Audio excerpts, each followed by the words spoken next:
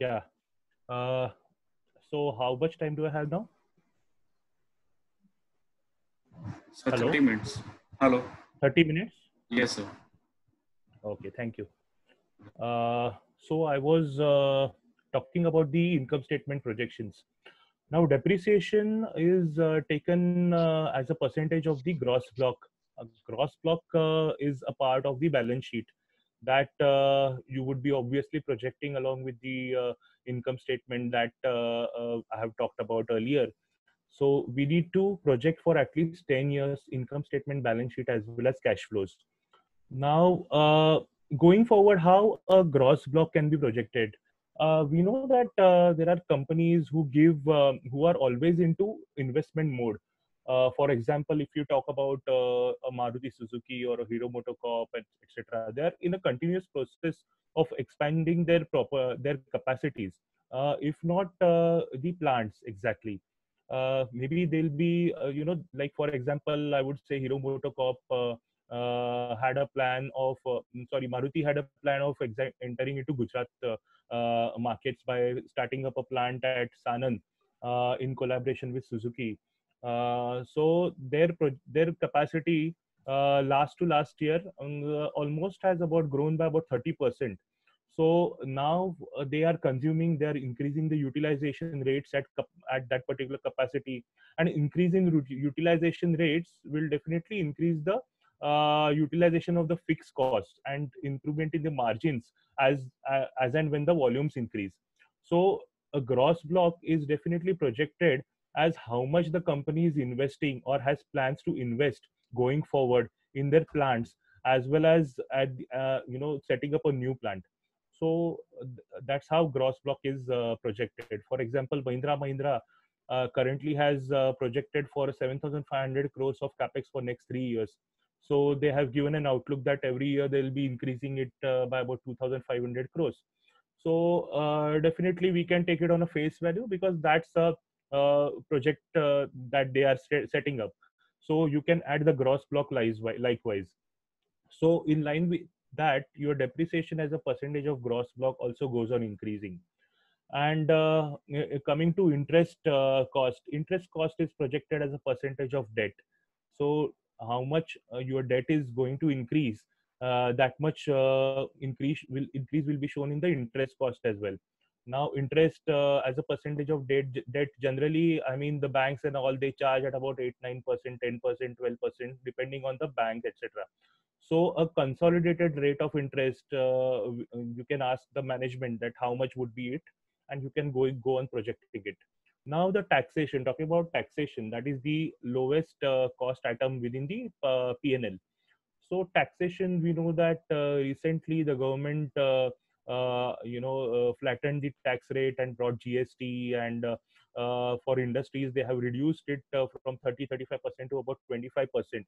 So that has benefited most of the industries. Actually, in the manufacturing industry, where the profit margins are always, I mean, most of them are below the 10% level. So it has benefited, it has added to at least about 2 to 3 percentage points to their profitability. So PNL, you need to see, I mean, there are various factors for different line items. For example, as I said earlier, the raw materials, you need to see the international prices of steel, rubber, etc. Then you need to project, because most of these companies, they buy steel, rubber, etc., from international markets as well, where the prices sometimes than the domestic ones. For example, rubber they buy from domestic markets like Kerala, etc., and also buy from other markets like Thailand, Vietnam, etc., where the rates are slightly lower sometimes than the domestic markets. Then also they also need to know the how to you guys need to know how to project the other expenses also. Now other expenses, most of the times they comprise of the marketing and the advertisement expenses which the company incurs. Now if a company is in solid competition mode, for example, I would say that during Diwali, etc., the festive season, these companies are always doling out discounts, etc., coming up with new vehicles. Now that launch cost or the marketing cost of that particular vehicle is quite high. So in that quarter, most of the times the other expenses move up. And in the first quarter, maybe like April, May, June, etc., which is a dull quarter, the company would not invest into other expenses. I mean, in the marketing expenses. That's why other expenses to sales definitely in that particular quarter is low. Talking about the any manufacturing company like autos, etc. Uh, so those who are into manufacturing, they have to do this marketing, etc. I mean, everybody has to do rather, but for manufacturing, this percentage is slightly on the higher side, maybe about sometimes it's about 12 to 13% also. And that actually decides your profitability. If the marketing expenses and the advertising expenses are under control, and still you are doing good sales, you are able to sell your product at a very good level, then the company can definitely boast of strong profit margins, EBITDA margins, operating margins, as well as the profitability margins. So looking at just I'm giving you just a snapshot, or just a gist or the summary of how things can be projected. Now you guys can project, I mean, you guys can select any company within an industry and you can carry out your own project. uh, so you can take these tips and you can just note down things, and you can use them whenever you want to project any company, or when you want to write a report or build a model on it. Okay, then moving to balance sheet, we know that balance sheet comprises of assets and liabilities.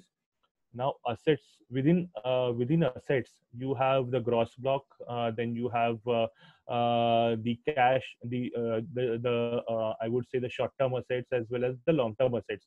So within long term assets you have the gross block. I told you all how gross block can be projected going forward. And within the short term assets also, there are inventories, there are trade receivables, there are short term other current assets are also there. I mean, there is a whole host of assets on the asset side, as well as on the liability side. You have the debt, and also certain long term liabilities, provisions, short term provisions, etc.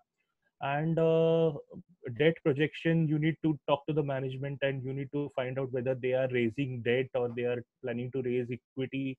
And debt is into what form? Maybe are I mean, they are, whether they are NCDs or they are FCCBs, or or plain debt that they are raising, and at what rate they are planning to raise the debt. You need to find it out. So that view, the only the management can give you exactly. And after that, you come to certain you come to working capital working capital elements, or the working capital line items within the balance sheet. Now they are projected as a percentage of sales or the percentage of COGS, cost of goods sold. So you need to see how the working capital cycle is actually the company is into. Because sometimes what happens that now within the defense sector, for example, I'll give you, within defense, the receivables are coming from the government, and hence the receivable days are quite short up. I mean, they can range to somewhere about 3 to 4 months or 5 months also maximum. So maybe you will get a number of about 140 days or 150 days, etc. So you need to see for particular sectors. Sometimes it happens that inventories are high. For example, in auto industry, the inventory ratio is the inventory days are high. Receivables are shorter as compared to the inventory days. Then you look at the payables. If the vendor and the company agreement is quite good, I mean, they have been serving the company for many years, then the payable days can move up a bit. The company can get a leeway to pay the a relaxation to pay the vendors to slightly better than other companies which are having relations with them. So you need to compare all these companies on all these most of these parameters. And while projection, you need to see how these balance sheet as well as the P&L parameters perform, and based on that only your cash flows will come out. cash flows is nothing but the repercussion of your P&L and balance sheet. So you need to project all the cash flow parameters coming from linking from balance sheet as well as P&L, and you will ultimately get cash which is that you link back to a balance sheet.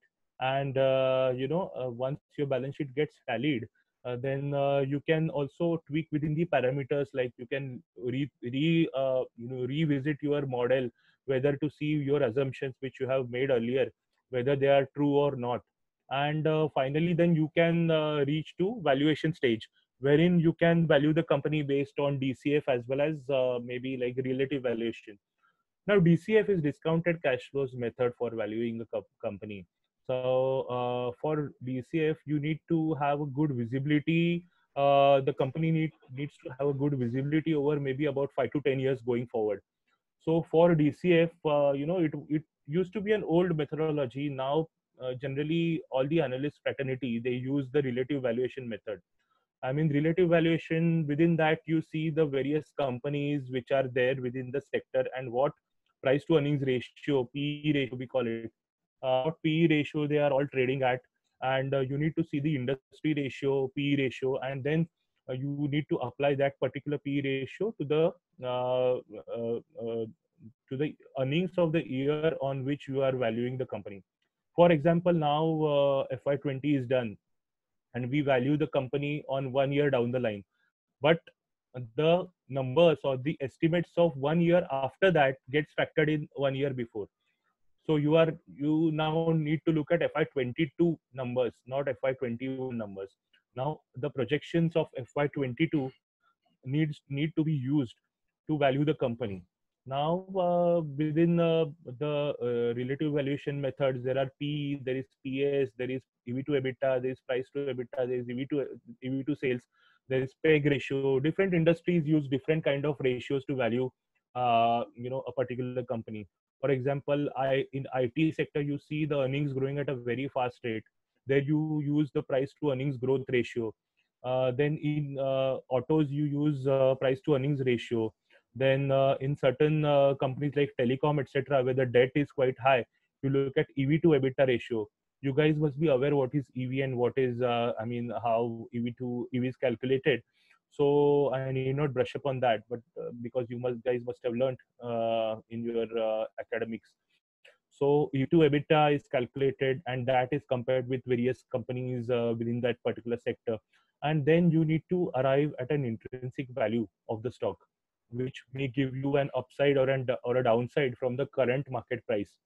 And that suggestions, those recommendations you need to use to write your report going forward. First, you need to make a model, then write a report. Now, report writing is also a skill. Within report, you need to pen down all the investment arguments. I mean, why do you expect the revenues to rise going forward? Why, what is your margin expectation going forward? How do you think the capex is going to move forward? How is it going to help the company? Different investment arguments. I mean, to support your stock price, the intrinsic value that you have come to, why you are giving a buy or a sell or a hold rating. Now, talking about all these ratings that I have talked just now, buy rating is generally given by an analyst when the stock price and the difference between the stock price and your target is more than 10%. And a sell rating is given on the other side, like minus 10%, and a hold is given between the range of 10 to plus 10 to minus 10%. So that's the way how a rating is given. And based on that, then you need to justify why you have given a buy rating or a sell or a hold rating. So based on that, you need to write a report. So a report has mainly certain sections which you need to address. First of all, the investment argument. So investment argument has to be quite strong. You have to write in quite crisp and simple language how the investment how why the investor is going to invest in this particular stock. What are the reasons? What is your justification? So those points you have to write. Then you need to write the company profile also, because if you are writing an initiating coverage for the first time, you are writing a report on that stock, then you need to know, I mean, the buyers need to know why, uh, the background of the company, who are the promoters. Even promoters sometimes are, sometimes they are fraudulent in the sense they may have pledged their shares to a great extent, and the revoking of those pledges of that particular pledge, uh, that may lead to sometimes the promoter losing a big chunk of their share in that particular stock, and the stock may fall down like hell. So we need to see how much is the pledging ratio of the promoter, how much, I mean, whether the promoter is from a renowned family like Tata's, maybe Tata, Birla, etc.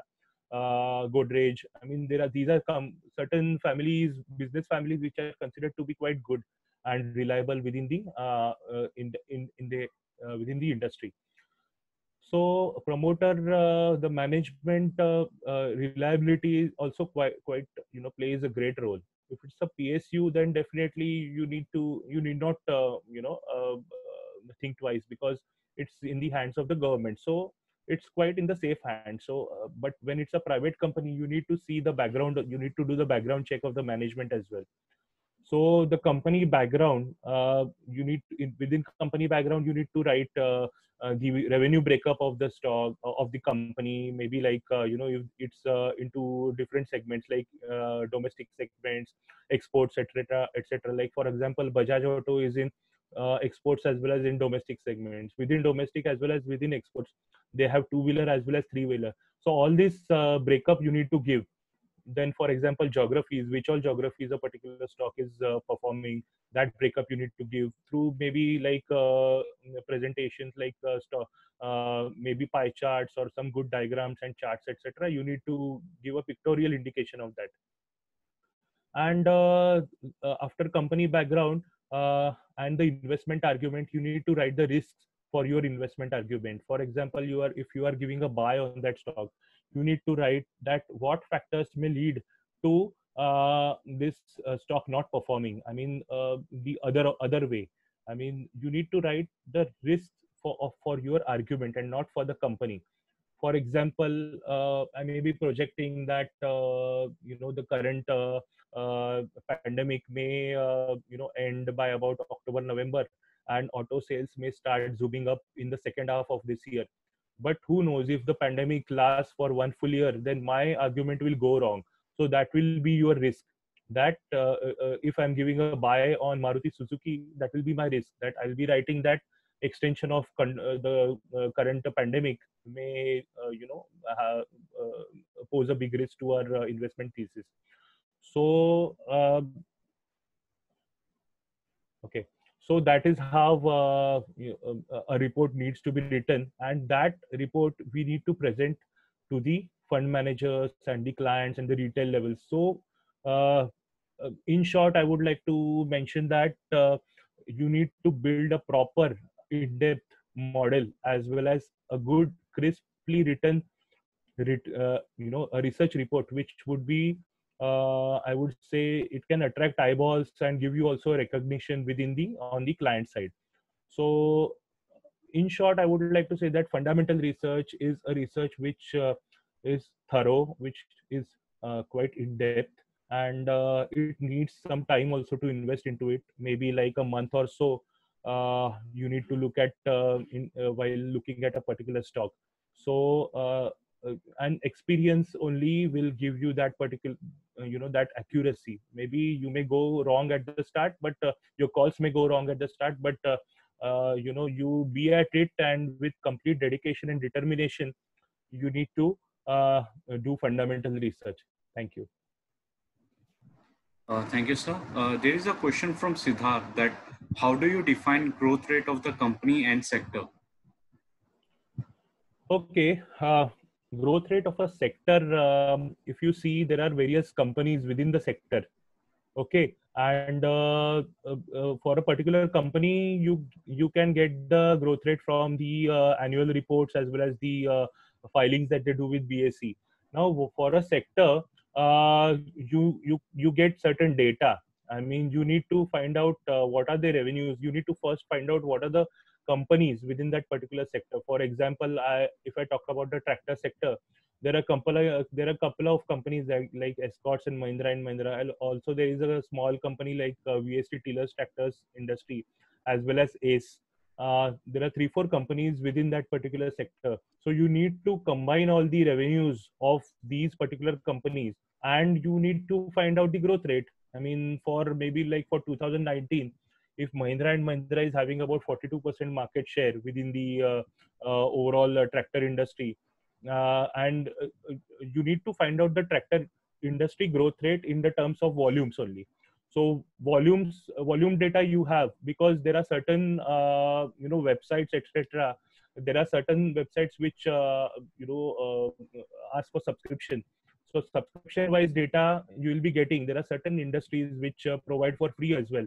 So if you get the data of that company, then definitely you can find out the total volume sold, maybe like the number of units sold in FY20 on FY19, and you can get the growth rate. Next question is from Darshan. There are many rating agencies and broking houses giving out their buy-sell calls. So how much weightage should be given while deciding on the investments, and which are the best research reports to consider while investment decisions? It's a very difficult question. I mean, I would say that I am giving a good call. Other competitor would say that I am giving a good call. So there is nothing as such. You have to do your own research. So there are people who are going to help you out, like CRISIL, ICRA, etc. All these rating agencies, they give you a good industry view, a market view of a particular sector. Also, you can get their reports on websites, or maybe Google it out, or maybe if there are I think recently subscription basis. So they give you good data, etc. So based on that, you can do your own analysis. But if you say that within broking houses, I mean, it's really very difficult to compare, because everybody does his own research, and everybody sometimes goes right and sometimes goes wrong also. I mean, big houses like JP Morgan, Morgan Stanley, etc. I've seen them giving some ratings, and which have not actually. I mean, their reports also sometimes. I mean, sometimes they are really very good. Sometimes they are not. I mean, it depends on the analyst as well as the particular broking house. There is nothing as such sacrosanct about it. So, like due to pandemic, consumer behavior and portfolio management going to be changed. So, as per you, like portfolio manager have many options for the customer. Like they can suggest gold, FD, government bonds, and in this, how equity in a long run or a short term run, decide in a portfolio. Okay. See, currently, if you see, the equity markets have gone for a toss, because everything depends on the companies, their businesses, etc. So high risk, high return. That's the fundamental of equities. If you want to go for debt, there'll be low risk and low return, because even the debt rates have gone down now. We know that the bank FD rates, etc., have plummeted like hell. So going for that, in short term would be wise, but going for equities in long term is the best idea, because we know that COVID is going to settle down somewhere or the other time. Maybe like not 3 months or maybe 6 months down the line, it is going to settle. And equity markets, whichever are the good blue chips or the mid cap stocks, etc., within the sector, I think they will definitely perform well in the long term as well. I mean, in the midterm as well as long term. So you need to hold your horses right now within the equity markets. Go and buy certain good stocks which you may find out at lower prices, and at lower valuation ratios, and they are looking quite cheap, but they have got a real good value within them. So you need to go and buy them at this point in time. That this is actually the right time for buying into equities, if you are looking for a mid to long term. Gold is good. I mean, gold prices have gone up, but maybe like investing in them at this point in time, I may not suggest. But equities is definitely worth looking out for if you have a mid-term to long-term view. Okay, means that means mid-term and long-term equities are going to win the race. Exactly. Okay, so next question is by Siddharth. Like, can I rely 100% on annual report and management discussion? Annual reports, uh, a difficult question. See, actually, you can rely. A thumb rule says that you can rely on annual reports, but there have been certain cases in the past wherein, what you call, the auditor has been in question for certain companies. I won't take their names, etc., but you guys are smart enough to understand out of that. So, auditors sometimes come in question, but 90% to 95% of the times I would say that annual reports are quite reliable. And management, I would say that management, their view you should not take on face, on the face of it, because management definitely would like to increase their stock price by giving some rosy picture about their company, etc. But you need to verify, you need to see, you need to do your own ground checks. Yeah, I forgot to tell about ground checks. For example, within the auto sector, I have done my own ground checks recently in the COVID times with certain dealers in the industry, and they have given a good picture about the tractor industry, but they said that two wheelers and the passenger vehicles are not performing at all. So I came out with a report saying the same thing, but and also a couple of days back when the main numbers, the May volume numbers or the sales numbers of these companies came, it was quite in line with what I had said earlier. So at the same time, sometimes management gives a good picture that yes, all our dealerships are open, we are doing good, etc. So you need to confirm from the you need to do your own ground checks. The reality check is very important. You cannot rely completely on management. But if they tell you there are certain facts, like they are investing into certain greenfield plant or doing certain capex or doing certain investments, and debt to equity, the debt is right now this much, that much, the numbers, etc., what they are giving of the recent quarter, etc., can be relied definitely. Next question is like, is it important to look gram number before investing? Looking at Gram number, gram number, GRAHA. Yeah. I didn't get your question exactly. We move to next question. How much time it will take for the hotel industry to turn around according to you? See, all the industries, I would say that it will need at least 3 to 4 months. I mean, if you look at now, the lockdown has relaxed a bit, and certain, within the hotel industry, certain pickup or online shopping or maybe like home delivery of food, etc., they have allowed. But hotel industry as such, they have not started. And residential hotels, if you say about, like Club Mahindra or Mahindra Holidays, etc., then I think it will take them at least 1 year to go, because now the consumer is in a very precarious state, because there are several job losses happening, the salaries are getting cut, etc. And in such a scenario, going on holidays and hoteling, etc., would be last on the minds of the people.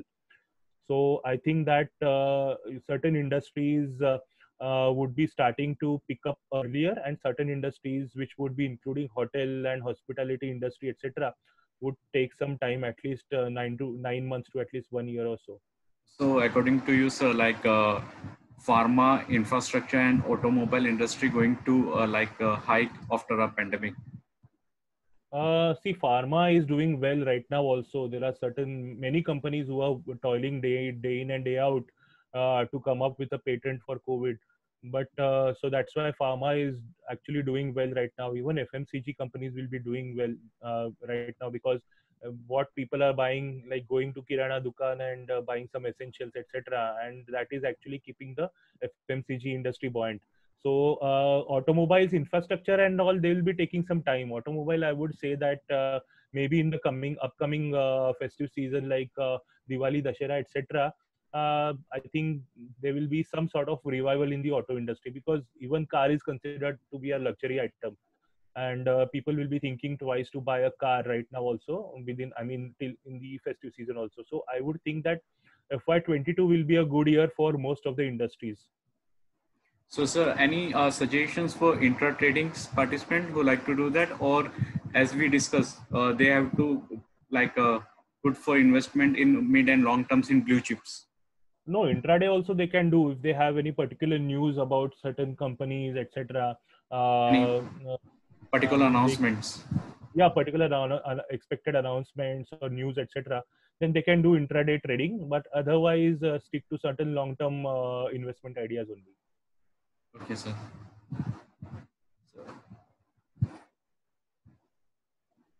So, sir, anything about banking and economic analysis aspect of research?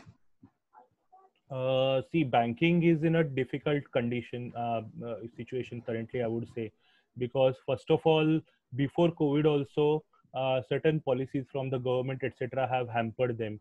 And if you say that after COVID, also now the banks are really finding it difficult to lend to even the needy buyers who would be paying them well before COVID, also. So, an extension of this moratorium to 6 months, I mean, giving interest-free loans, etc., to various sectors and various participants within the industries, they are really finding it out very tough, because there are certain. If you see now that the 20 lakh crore package that the government has given, under which the banks are supposed to, I mean, they have always been considering the farm industry, the agri industry, which is about 30% of our GDP, is they are considering as a priority sector, and lending to them is like quite compulsory. So they are in a very precarious situation. I mean, they can't lend, and on the other side they are having pressure from the government to lend. So banking, I think, is industry is currently in a soup. So if at all you want to invest in some banks, then definitely there are certain banks, like maybe I would recommend something like HDFC Bank, or maybe within the public sector, I would give you a recommendation for SBI. Certain company banks within the industry, within the banking industry, are better placed, but still, the as an industry, I would say banking industry, if someone has to enter, it's if it's a must, then only enter, otherwise avoid it. So for like we have MBA students with us or freshers in this industry. So how you suggest them to prepare for the equity sector or in research and analyst? How they can pursue their career?